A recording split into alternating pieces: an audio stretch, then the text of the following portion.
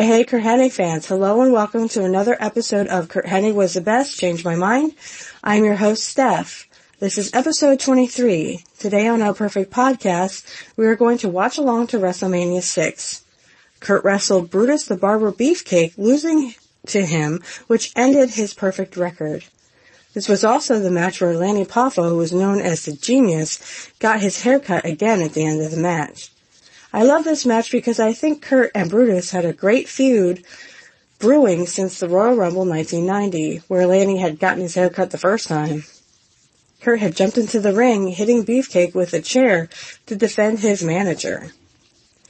We have reached another milestone of 200 subs on YouTube. So I have another question that was asked, which was from Brent Higgins. He asked who my favorite and least favorite tag team partner for Curt was, and what was my favorite tag team match from the 80s and 90s. I will be answering all these questions in the next segment. As a bonus to my fans, I have also another question from Bad Cookies, which was if I could write out how Mr. Perfect's match with Bret Hart went at King of the Ring 1993, how would that match play out? But before we start, please join me on my YouTube and Rumble channels, where if you like what you hear, you can subscribe, comment, like, and share so we can grow these channels. The links for both will be in the description field below this video. I have a new theme song. Of course, because of copyright reasons, I will only be able to show it at the beginning of my episodes on Rumble. So to see the special Rumble exclusive only, check out the link for my Rumble channel in the description field below this video. Please check it out today.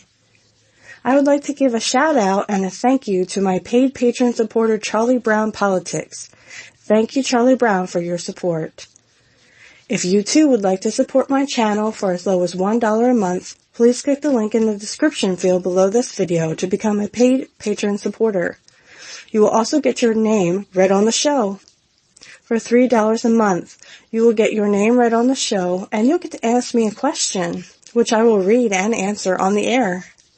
For $5 a month, you get all this, plus an exclusive behind the scenes of how I do my show, and also a blooper reel, because believe me guys, I screw up a lot. For $10, you get all this and access to a live patron show where you can learn more about me. So click in the link in the description field below the video to sign up today. We have reached our next milestone. We have reached 300 subscribers on YouTube. Thank you so much. Please help me reach my next milestone and get 400 subscribers. Please also help me to reach 100 followers on Rumble. All links will be in the description field below these videos.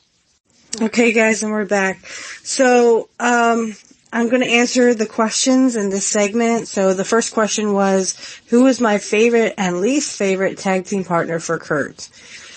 Oh boy, this one really got me thinking because there were so many great ones that Curt had over the years. And I don't know if Brent's going to like this, but I loved Buddy Rose. Him and Buddy Rose in Portland. Now there was also him and Billy Jack in Portland, but Curt and Billy Jack, I mean, they just tore it all up. It was great in Portland. If you ever seen any of those matches, him and Buddy Rose, when Buddy Rose went babyface, so good. They were so good against, Rip Oliver and also the Dynamite Kid and the Assassin. No, I can't say anything bad about, them as a tag team. So, if you go to the AWA, he was tag team partners and tag team champs with Scott Hall. Yeah, I know. Figure that one out. Because Scott Hall had the afro and the handlebar mustache, and he didn't look like the Scott Hall that we know from, like, WCW and stuff. But, I think my least favorite tag team partner for Curt was Tom Zank. I wasn't much for Tom Zank. Curt talks about him in an interview that, he used to pull guys off of Tom Zank. Tom was more of a bodybuilder. He was in wrestling, and if you follow Tom's career, he was sort of in WCW for a while. But he was in the AWA first with Curt. And I think in 85 they were a tag team, and I really don't have a lot of nice things to say about Tom Zank. Really didn't care for him, so I think that was probably my least favorite pairing. But I love Buddy Rose and I love Billy Jack with Curt. I think they were a great tag team, in Portland. In AWA, Scott Hall was a great tag team partner with Curt, and I think also Greg Gagne, who was Vern Gagne's son. I think Greg and Curt, because they all grew up together, so Greg definitely was a good fit. WWF, Curt was more of a loner in WWF, but he had some tag teams when he became babyface. So I would say a great pairing in WWF was him and Randy Savage when he became babyface in 92 and 93. We just did a watch-along. If you'd like to watch that watch-along, go ahead and pause this, and you can always come back to this later. Listen to the tag team with Randy. That was really, really good. I definitely think he did great with also Bret Hart. Now, unfortunately, for right now, the pairing I have with Bret Hart, and I know you're gonna say, what? He was tag team partners with Bret Hart? Yes. In 93, he was tag teamed with Bret Hart, against Razor Ramon and Lex Luger. Now, they do have those matches on YouTube, but I don't know how long they're going to be on there. And I have them downloaded off of YouTube, so, you can try to find them if you want to. But by the time we go over them, unfortunately, they might take them down for copyright reasons, but it was someone who actually went to Madison Square Garden and somewhere else, in New York. I can't remember, but it was Madison Square Garden and it was somewhere else in New York. And they took a camera there and they actually filmed, Curt's match with Curt's tag team match with Bret Hart against Razor Ramon and Lex Luger. So this would have been March of 93, leading up to WrestleMania 9. So this would be a good one to watch before we do WrestleMania 9, but we'll probably do them out of order. But anyway, I think those were my best. In WCW, I'm trying to think. I loved Curt with any of the NWO guys. I wasn't really much for the tag teams that he would do with Remember That. And then of course it was he had a little bitty itty bitty feud with, Sean Stasiak, who was, Stan Stasiak's son. But, so I think that answers the question there. The second question was, what was my favorite 80s, tag match? Or 90s? Oh boy. If it has to do with Curt, I would say in the 80s when he was, like I said, tag teams with Buddy Rose, tag team with, and this was early 80s, so this is like 82, 83, 83, because that's when Buddy Rose went babyface in 83. So we're talking 83, 84, and him and Billy Jack were, tag team in 83. Him and his dad. When he came into Portland in 82, him and his dad were a tag team. They were also a tag team in the AWA in like 84 and 85. So him and his dad were a great tag team. That's one I missed. I would say that was one of my favorites, is just watching Larry Hennig, bouncing around the ring, kind of like Curt would do later in the WWF. So, kudos to Larry. Even at his size, he could still move around there like he was an agile cat, like moving from side to side and juking and jiving there. It's like, whoa, Larry's got some moves, man. So we're looking at like 80s, 83, 84. If you're talking tag matches without Curt, I wasn't much for tag teams. I was more, I did like Demolition when they went babyface in 88. And then I did like the Hart Foundation, very briefly when they were baby faces, of course. They had excellent work against not only Demolition, but they had great work against the Rockers. It was like babyface versus babyfaces. In that tag match, that would be like it would be late 80s, early 90s. It was 88 actually, like 88, 89.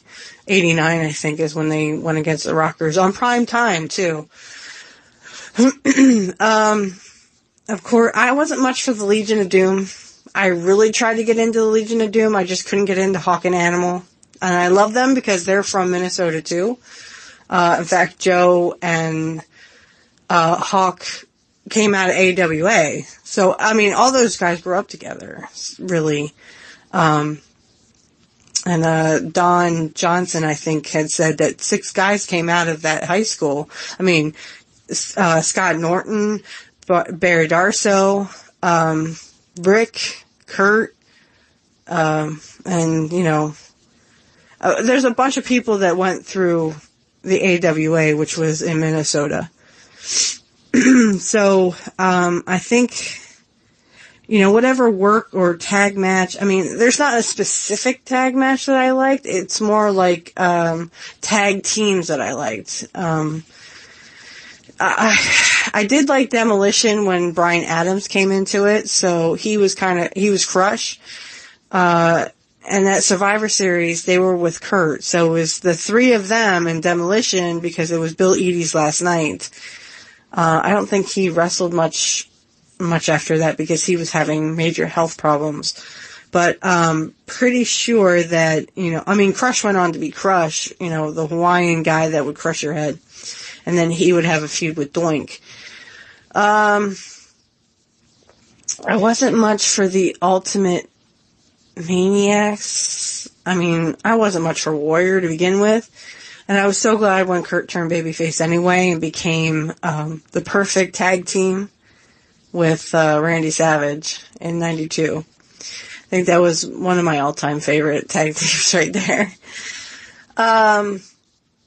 But I can't say any specific tag team match that I liked in the 80s or the early 90s.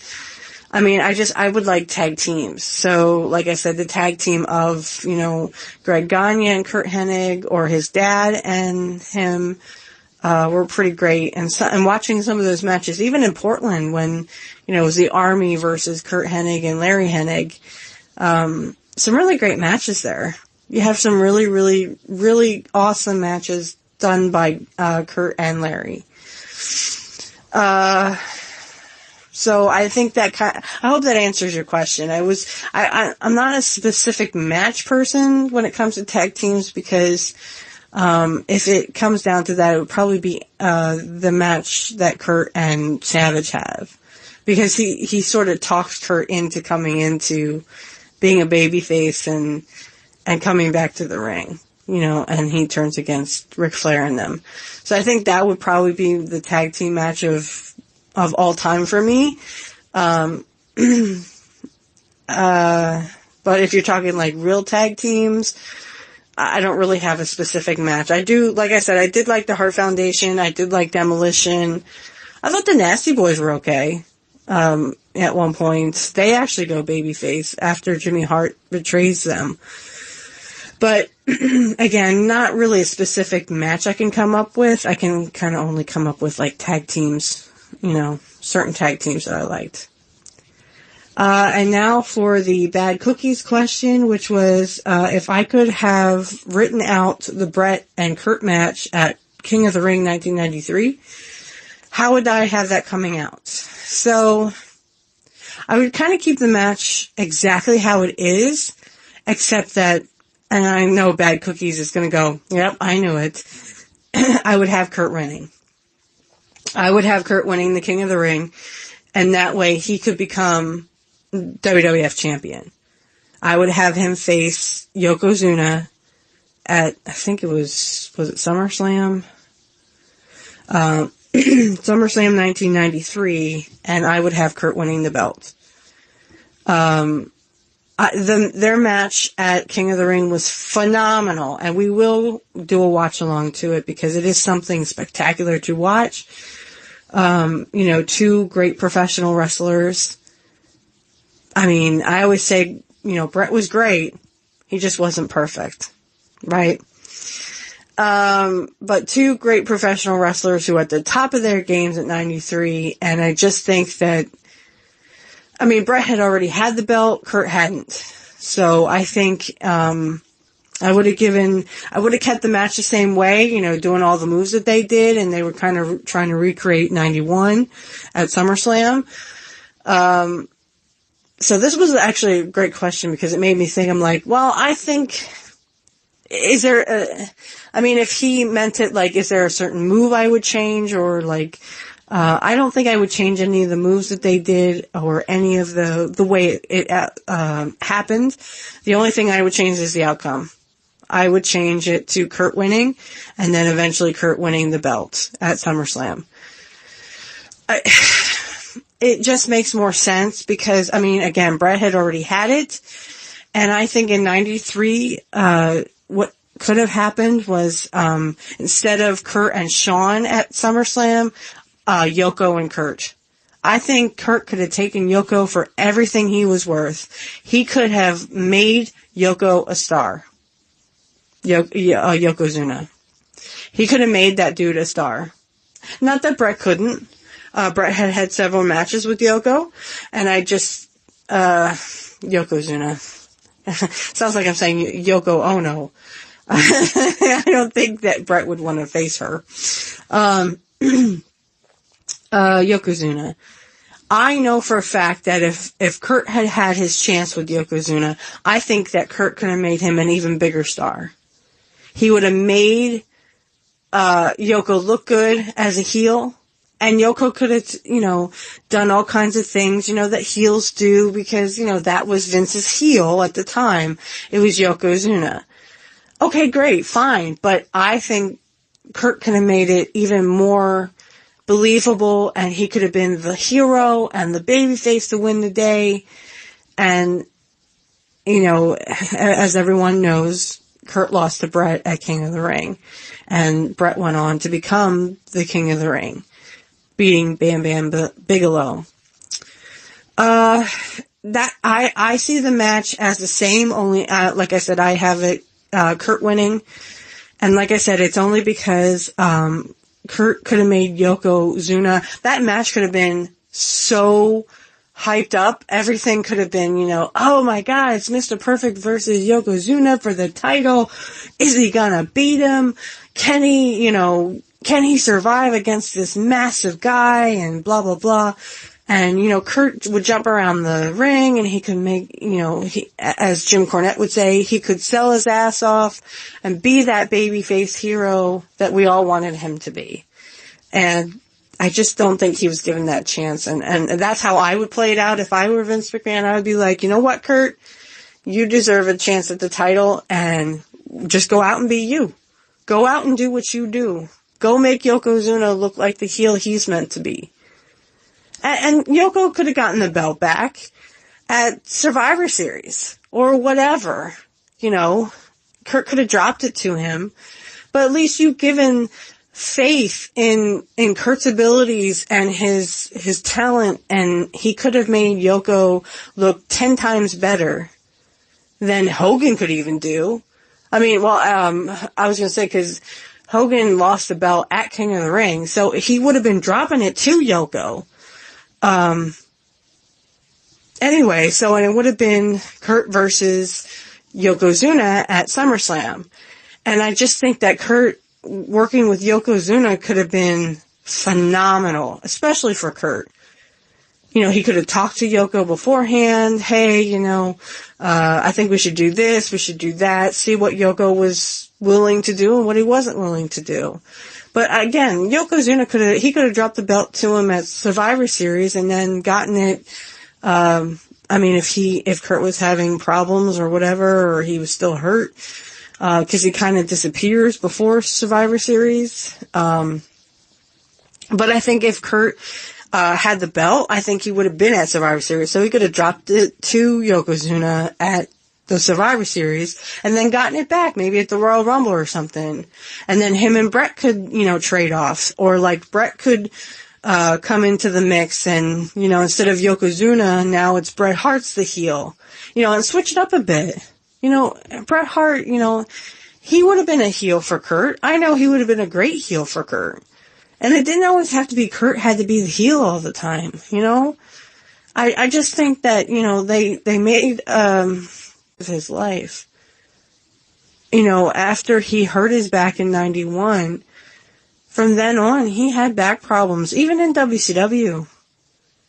So, and that's the real tragedy is Eric Bischoff followed suit with Vince. He wouldn't give Curt the opportunity, but he'd give someone like Goldberg, who was hurting guys and didn't know how to wrestle, he was giving Goldberg that chance. That was bull. Because Curt was a great champion in AWA and in Portland. I know, I saw his reign in Portland and AWA.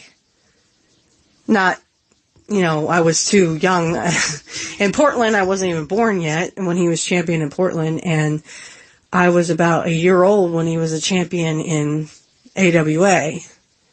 But Curt had that cockiness. Even if they wanted to turn Curt heel and then have him against Bret, and Bret gets the belt back at Survivor Series, even that would be worth the while, but he just never got that chance.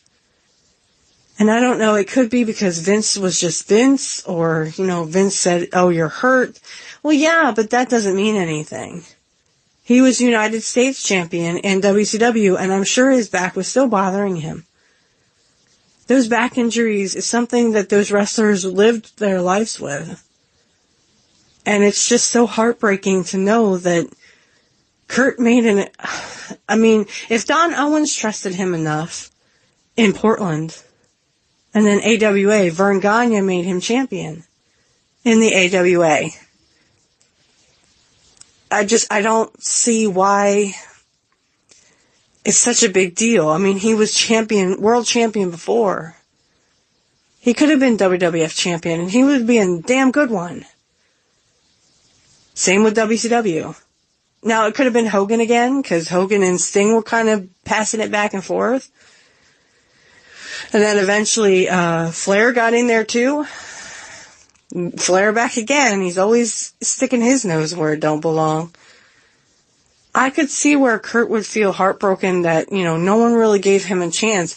Hell, they did it in TNA. They wouldn't even give him the belt in TNA. He had, and we can watch along to that too, his match with Jeff Jarrett. He did face Jeff Jarrett, who was the TNA champ, in TNA. It was before his last match with David Flair. But it's so heartbreaking to know that this man had so much talent and so much admiration and love for the wrestling business that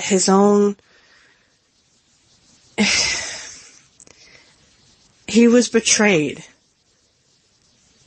by Vince, by Hogan, by Flair.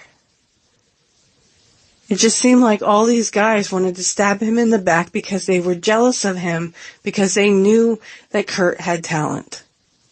They knew Curt knew what he was doing, and he, as all these other wrestlers have said, when you wrestle Curt, it's like a night off. And we're going to talk about the whole, WrestleMania 9, Curt blanked out. But I think he started to remember some things once the match got started. And shame on Luger for not remembering what they were supposed to do. Is Curt supposed to remember everything? I think that'll be a new trivia question It could be. If we get to like 400 subscribers, something about WrestleMania 9 will come up. And then we will watch along, and I will add the Lex Luger talk. Hopefully none of you remember. That's an easy one if you listen to this episode, but, with everything that's coming up, I'm recording this on the 8th. It's now February 8th, and we're drawing ever closer to that day that I don't even want to think about. But I do think about it because Curt was an extraordinary person. And for him to get in that dark place that we all think about, and knowing there's no turn, there's no hope, I can't even imagine what Curt was thinking. And it's not something I would want to go to, because, Curt was an awesome guy outside of the ring. Yeah, he did ribs and stuff, but his friends thought it was hilarious. And you may not think it's funny because you have a different sense of humor. That's fine. But for those of us who knew Curt, or if we had watched Curt for years, for him to get into that dark place where there's no hope, it almost makes me sad that not one of us could pull him out of it. If I had known Curt, I would have told him, you're a great person. You're Curt Hennig. You can do anything you want. You're my hero. As I said in many episodes. And, I wish many things. I wish that, if anything, that we could have met. And, I would have told him how great he is. And I would hope that my wish for him would have been that he would never have gotten to that dark place where there is no hope, there is no tomorrow. And like I said in episode 22, it's a good thing that I have a distraction coming, because Angel and Kit will know that day is not a very good day for me. It's not something that I want to think about, and so I try not to. I didn't even realize that I had accidentally scheduled my show for Kit and Angel to come on it on that day, until they kept saying February 10th, and I was like, oh gosh, I completely forgot about that day. And unfortunately, it's a day, unfortunately, we will all remember. But, and in the documentary I saw of Curt, The Life and Times of Mr. Perfect, I'm not the only one who has that sentiment. That, if Curt needed to talk to any of us, he could have reached out to us. Wade Boggs says the same thing. But you have to understand, when people are in that darkness, they don't see hope. They don't see anything other than the darkness. And I'd hate to think that Curt only saw darkness. I'd hate to think that my hero gave up. And if Curt is still around and can hear me right now, Curt, we miss you. And I wish I had known you. I could have stopped you. Like I said, guys, February 10th is not a very good day for me. I may have not have understood it back in the day, but when you have a hero like that, and you realize you wish you could have done something, I wish I could have told him how great he was, and how much his children adored him. And his grandchildren, I'm sure. Even though they really never met him. I'm blabbing like a little baby.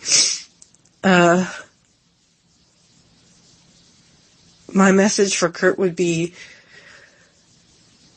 your fans really miss you. And we will always remember you. If there's one thing I can say about February 10th, it's that we will never forget. That's why this podcast exists. We will never forget that man. And his legacy will live on through all of us that remember him and watched him wrestle. Even if you hated his guts. That was his way of giving the fans everything he had. Even when he was hurt. His match with Bret will always be remembered. Matches with Bret. His matches that he could have had with maybe Joe or Amy.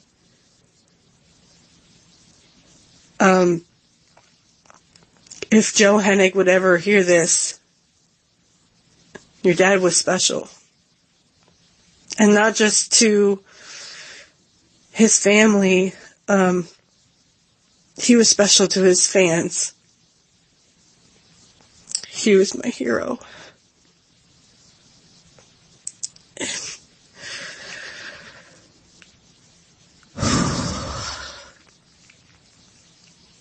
I wish I could have met Curt because I think he would have helped me during the time that I was with my mother and I was being abused.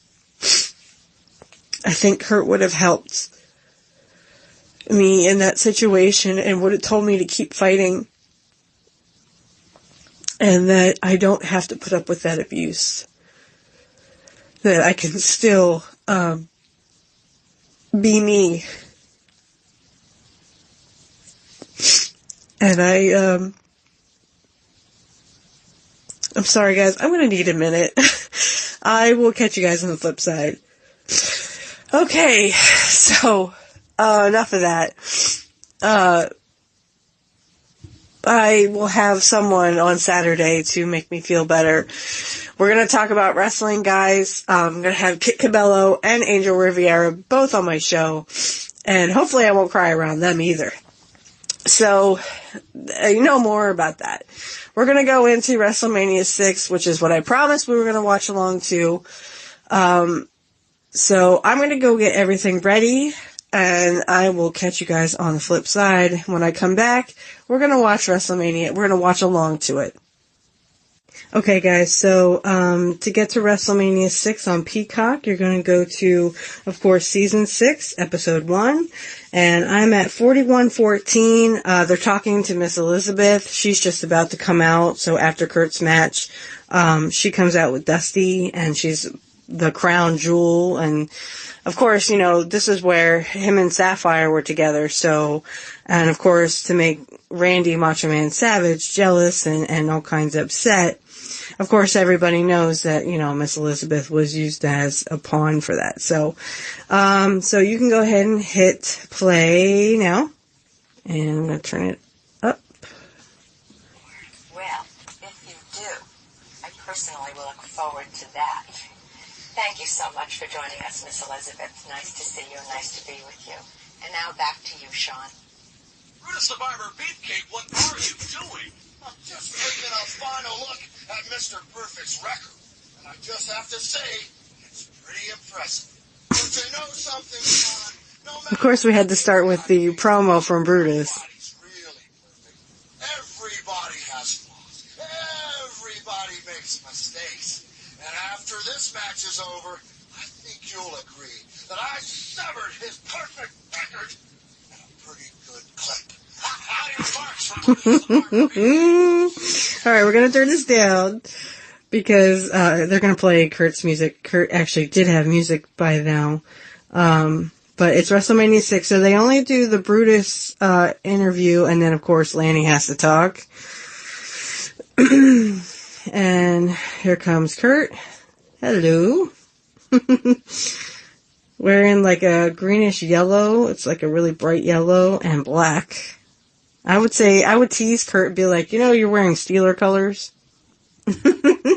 And he liked the Minnesota Vikings because he's from Minnesota. So, yeah, we'll just wait till these entrances come in. So there's Curt, of course. Looking fine and sexy. So, and there's Lanny. Now remember, I had previously stated that at, Royal Rumble, Lanny had gotten his hair cut again. So, the first time, he had gotten it cut the first time at Royal Rumble. And of course, Curt stepped in to, defend his manager. So we're going to let Brutus come here, and like I said, no music because I don't want to get any copyright infringements, so we're just going to turn that down right now Brutus is going to the ring, and for some reason they stopped doing this, but they would have like little cars or carts, and they would take you out to the ring, right? And they stopped doing that. Like at WrestleMania 7, this didn't happen. This was like strictly for early WrestleManias. So, I don't know why they stopped it. Curt's pointing to his hair like, no, you're not going to cut my hair. No. So right now, Brutus is getting out of the cart. As we can see, like I said, if you're watching along, you can have your volume up. I don't want to get popped for copyright reasons. And these two did have a match back in 89, I think it was. Or it was really late 88. I think it was 89. But this is 1990, so this would have been after the Hogan stuff. And but I like the other match because Curt had the shorter tights on, and like I said, Brutus kind of pulls Curt's tights down, but Curt flips over so you can't see his bare behind, which I wish Curt had not turned around, but that's okay. Alright, we're gonna see. Okay, so no more music. Not too many guys come down the pike that have the skills that he possesses. Gorilla, aren't you going to say hi to Terry, Tyrell, and Jake in Minneapolis? You do that every WrestleMania. I do that every WrestleMania. Jesse, that's your family. I don't know anybody in Minneapolis. Minneapolis wants to know you. Well, Curt, he was from Minneapolis. He was born in Minneapolis. I'll tell you, nobody's wasted any time today at WrestleMania like Get him, Curt.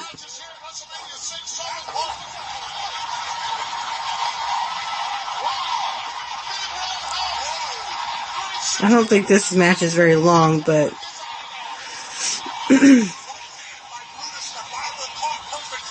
I got him by the hair. Don't pull the hair.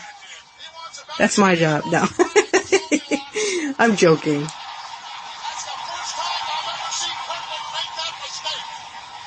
Oh, missed.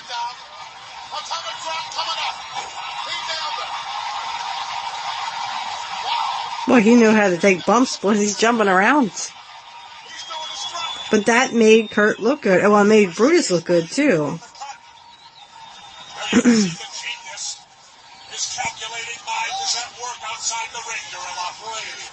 I wish this gave dates for WrestleMania. I think this was like late March, early April.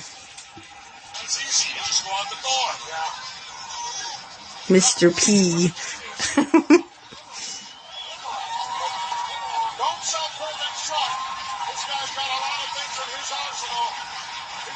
Some very impressive people. But Brutus has had the early advantage, but this could be a very, very long match. And I think I'll predict the longer the match goes, the more it shifts to Mr. Perfect's advantage. I would have to tend to agree. Conditioning plays such an important part. Oh. No, thank you. I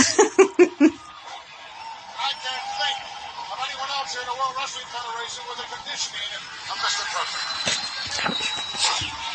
Oh, turnbuckle.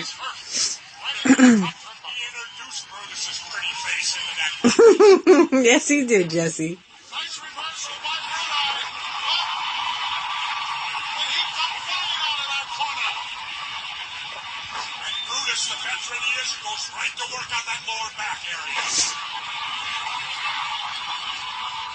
Not even a 1 count. You gotta beat Mr. Perfect more than that. I love the black, and it's like I said, a really bright yellow and black, and I would just tease Curt and be like, you're wearing Steeler colors, right? It's not like you're wearing purple and, I think it's purple and black, the Vikings.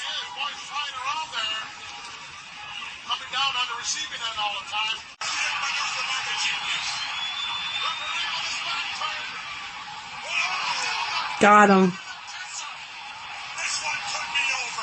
And you telling me, Gorilla, that he's not a genius? No, Curt's the genius. So sneak and a snake, but a smart one, right? No, Curt's smart. That's the way you have to win. Very smart. Curt is very smart. Gorilla, you told me earlier in WrestleMania that you do whatever you have to do. Right. You have to be a great heel and make the babyface look great. And Curt did just that. He's not an idiot, he's a genius. He's not an idiot. He's a genius. Well, that looks like fun. I want to know how to do that running snapmare. It looks like fun. And look how pleased the genius is. Oh, come on.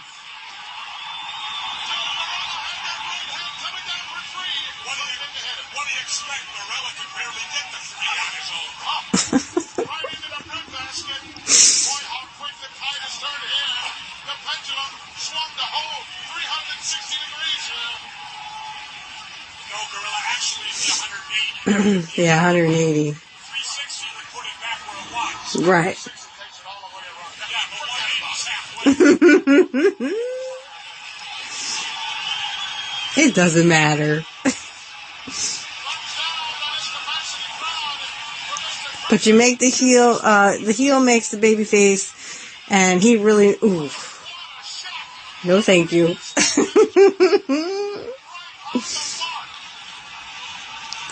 You make the baby face look good, and that's what Curt did the best.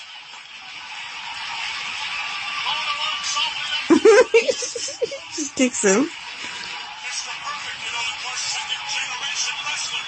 That's right.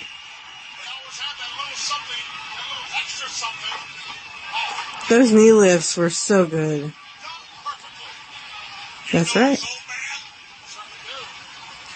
Larry the Axe. Yeah, I'm telling him you called him an old man.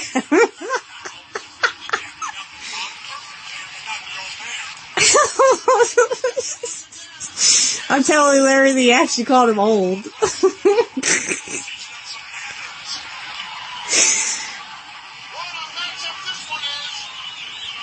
Be quiet, Lanny.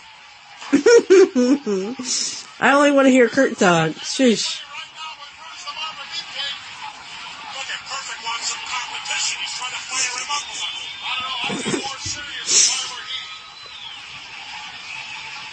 The Barber Beefcake an edge and he'll put you away.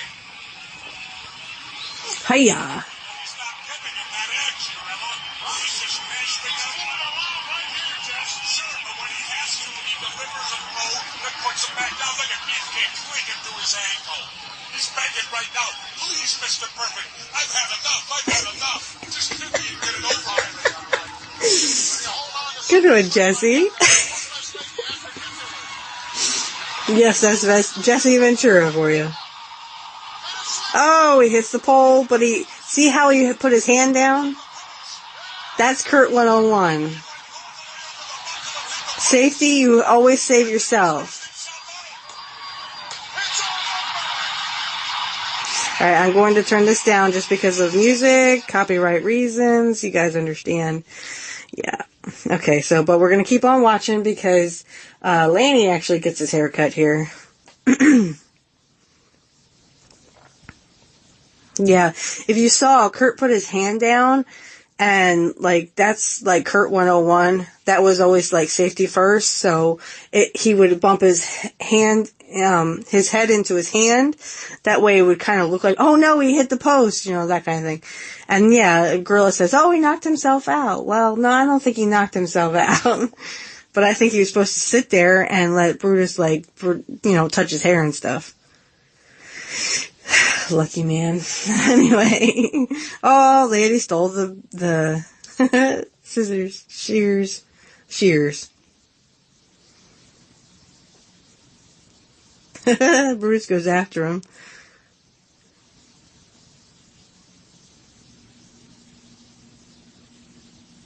Okay, so he's going to bring Lanny back into the ring. And I heard a story that apparently Lanny was complaining about getting his hair cut again. And Randy got upset about it. So, of course, everyone knows that Lanny was the younger brother of Randy Savage. And, of course, the genius kind of, rolls out and he's like, Curt, protect me. Curt's like, oh, my God, I don't even know what happened. What happened? Curt's doing real good here. So, but yeah, apparently Lanny was complaining about the haircut, and Randy got upset. A lot of people said nobody told Randy about it, but I think it was just Lanny complaining, so, so here he's gonna put him to sleep. I don't know, is the music still there? Yeah, there's still music there, okay. So he puts him to sleep.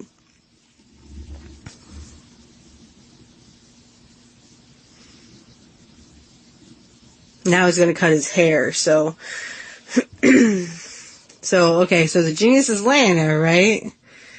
He's gonna be strutting and cutting hairs, but at least it wasn't Curt's hair.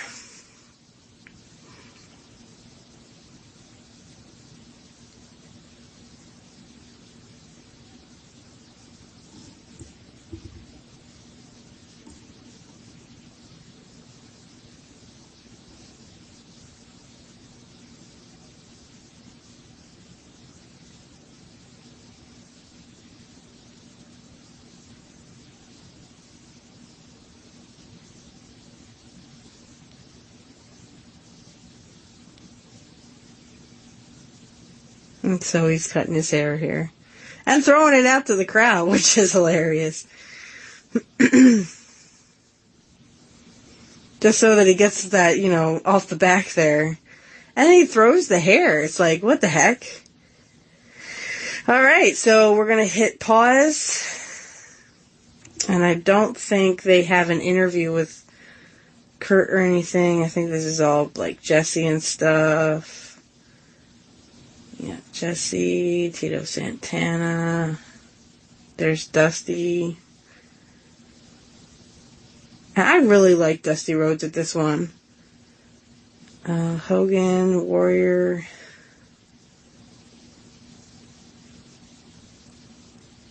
Yeah, so there's no other interview with Curt. Okay. So, I'm going to go ahead and just put everything away, and I'll catch you guys on the flip side. Okay, guys. So this is the end of episode 23. I'm so glad you guys were with me. like I said, this is on February 8th that I'm recording. I also recorded episode 22 on the same day. I just kind of wanted to do them both. Get them out of the way, so to speak, because upcoming we do have Angel and we have Kit coming on one of the worst days. So they're going to keep me sane, and I'm going to ask them questions, just like I said in episode 22. And then I'm going to also have Grass Fire on February 24th, and him and I are going to talk about some stuff, probably a lot of stuff about Vince McMahon, because that stuff's coming. There's still new stuff coming out about Vince McMahon and Johnny Laurinaitis and that whole thing. So, like I said, if we get to 400 subscribers, there will be another question, but if you can give, please give $1 or $3 or $5, whatever you guys can spare. If you can spare, hey, every dollar helps. $1 a month goes a long way, guys. Trust me, it does. I can't thank you enough for you fans. I'm so overwhelmed that so many people are liking my stuff. In fact, my video episode 19 had over 91 likes. It was like 92 likes, I think. So over 90 likes on my newest episode, and we're just growing, and we're going to continue to grow. And like I said, also look out for the new podcast with Angel Riviera. We're going to do a pro wrestling talk. It will be a live show, so look out for that. I probably will have it uploaded after the fact to my channel if you like what we're talking about, because we're going to be talking about everything. We're going to be talking about modern wrestling, old wrestling, anything I can think of that week or he can think of that week. So that should be coming out real soon. We're still trying to hammer out some details, but we definitely are going to be doing it soon, either Monday nights or Thursday nights. We're still trying to hash that out. We got pretty much everything else going for us that, we want a live show. I wasn't really used to doing live shows. The first live show I had ever done was Angel's show. So I kind of liked it. I liked it so much, I was just like, you know what, Angel, I think we should just do live shows. So look out for that. Angel is, he's an awesome guy. He's got some great things on his channel. If you want to check out his channel, all links will be in the description field. So, I want to give him a huge shout out. Thank you so much for this opportunity. And I look forward to our first episode of Pro Wrestling Talk. And remember, everyone, nobody beats Mr. Perfect. Nobody.